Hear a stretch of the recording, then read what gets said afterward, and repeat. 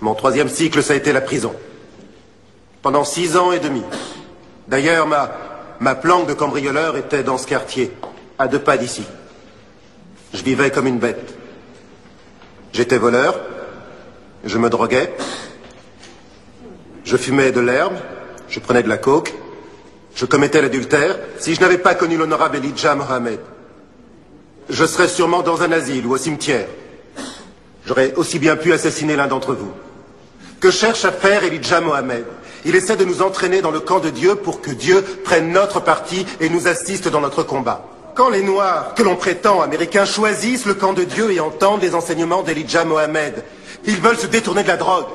Ils veulent se détourner d'une existence vouée au crime. Ils ne se vautrent plus dans l'adultère et la fornication. Ils ne veulent plus être des assistés. Ils veulent trouver du travail. Ils veulent gagner leur vie, entretenir leur famille, et leur famille les respectera. Leurs fils diront, c'est mon père et j'en suis fier. Et leurs femmes diront, c'est mon mari et j'en suis fier. Voilà ce que veut dire être père. Ça veut dire prendre soin de ses enfants. C'est ça, être père. Ce n'est pas faire des enfants. N'importe qui peut faire des enfants. Faire des enfants ne fait pas de vous un père. N'importe qui peut trouver une femme. Mais tout le monde ne sait pas prendre soin d'une femme. Il existe un autre mot, c'est responsabilité.